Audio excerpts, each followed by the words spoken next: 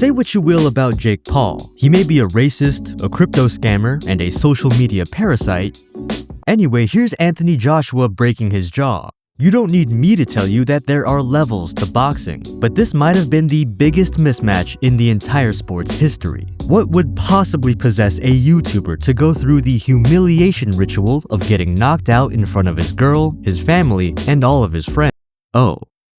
I don't know if Jake Paul is dumb enough to actually believe he could win. I do know, however, that 33 million people tuned in to watch him lose. Jake probably felt like a real boxer after beating up a 58-year-old Mike Tyson. But if real boxer and heavyweight champion Alexander Usyk couldn't avoid Joshua's right hand, what chance did Jake Paul have? I rewatched all 33 of AJ's fights, and in 26 knockout victories, 23 of them were delivered by the straight right, the cross, the old 1-2. You really think the Olympic gold medalist, two-time heavyweight champion wouldn't land his favorite punch? The guy who knocked out Vladimir Klitschko, the only man to put Francis Ngannou to sleep?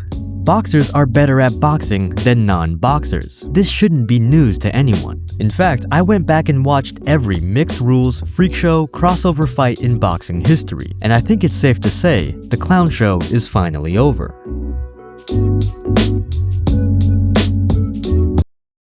There's still one more fight I'm interested in. Live from the Pyramids of Giza, Alexander Usyk defends his heavyweight title against Rico Verhoeven. This is the last unanswered question in crossover boxing. Can the greatest kickboxer alive threaten the greatest boxer alive? Find out on May 23rd, live on DAZN. And you can get 20% off the pay-per-view at the link below using my code Murdoch20. Or sign up for DAZN Ultimate tier and get every single fight included. Two undisputed heavyweight masters of their craft, battling at the pyramids for glory. If you want to help support the channel and save 20%, use code Murdoch20 at the link below.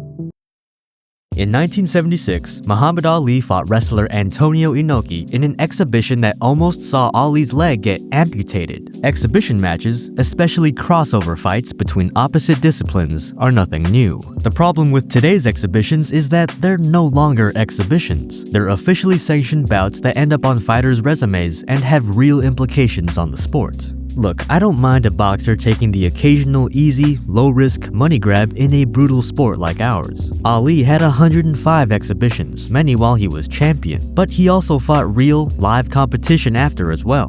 So what chance do non-boxers actually have in the ring? We all know there are levels to this, even amongst the highest caliber of champions. Any athlete who hasn't trained pugilism exclusively for at least a decade is gonna get their ears boxed off. Boxing favors pure boxers, while MMA favors a jack of all trades. I want my surgeon to have a scalpel instead of a Swiss Army knife. Outside of a puncher's chance, even the most deadly mixed martial artist is gonna get hurt. I estimate Conor McGregor had a 1% chance of beating Floyd Mayweather, and that's if he miraculously landed the perfect punch on the greatest defensive fighter in boxing history. You can count on one hand the number of times Floyd has been hit clean by actual boxers. Conor actually did pretty well, all things considered, but the fight was always gonna last as long as Mayweather wanted it to. When power is your only hope, you've already lost. But power is the only selling point to these crossover matches. Everyone's buying the pay-per-view to hopefully see a lucky punch or a Hail Mary. And if an upset is gonna happen anywhere, it's gonna be at 270 pounds. Heavyweight is where actual boxing skill matters the least, and raw punching power can make experience irrelevant. Francis Ngannou knocking down Tyson Fury in his boxing debut is the closest we've seen to the MMA miracle. I can't lie, I was worried when Fury hit the canvas. He barely scraped by a controversial win and honestly brought shame to the sport. But consider the following. It took MMA's most devastating heavyweight knockout artist and boxing's least serious man to get this result. Fury has a bad habit of looking past his opponents, no one had ever seen Francis box before, and this is the heavyweight division, where literally anything can happen.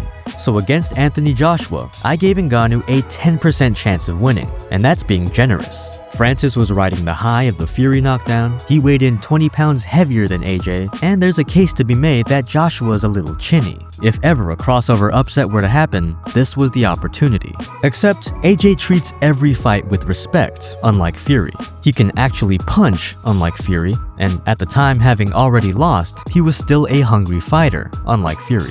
Ngannou had the audacity to switch southpaw against Joshua. Need I remind you that AJ essentially won a gold medal and his first world title off his textbook 1-2, and Ngannou served his own chin on a platter to AJ's cross side. With perhaps the most humbling punch of all time, Joshua fell Francis to the canvas. To his credit, he does have a verified, never-before-cracked chin, so he survived the first round. But this is what I mean when I say there are levels to the game. Ngannou came out his corner tossing the most inconsequential, non-committal jabs possible, not even probing for range or trying to time Joshua. He was just pawing his lead hand, throwing a jab with no conviction just to throw it. Ngannou walked straight into a pull counter, probably AJ's second best punch, and was rocked to his core. It probably could have been stopped here, but what followed was the most telegraphed, loaded up, murderous right hand I've ever seen. Anthony Joshua can destroy the MMA champion!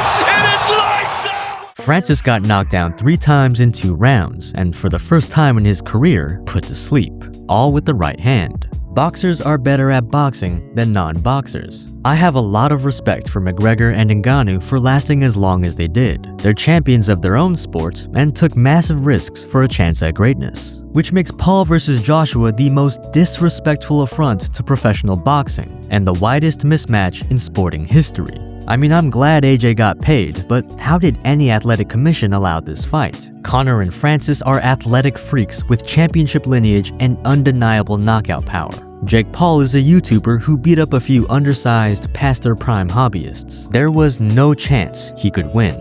Look, there's zero technical analysis to be done for this fight. Joshua never left first gear. He was in sparring mode for 4 rounds, cutting off the ring while Paul ran away. Even Jake's heaviest Hail Mary overhand right couldn't earn his respect. AJ just kept walking him down. And once he started actually sitting down on his punches, Paul became a wrestler, opting to fall to his knees anytime he felt in danger. In round 6, after playing with his food, Anthony Joshua knocked out Jake Paul with a straight right hand, possibly the greatest Christmas gift of 2025. Paul's jaw was fractured in 2 places and the boxing world rejoiced. But this wasn't really boxing. This was a man selling out his health and his pride one last time for millions of dollars. The Jake Paul experiment is finally over. After his first knockout loss, he's hinting at retirement, which really shows us how much he loves the sport. Joshua's been stopped, embarrassed, and knocked out cold, and he's still gearing up for one last, probably impossible run to become a 3-time champion.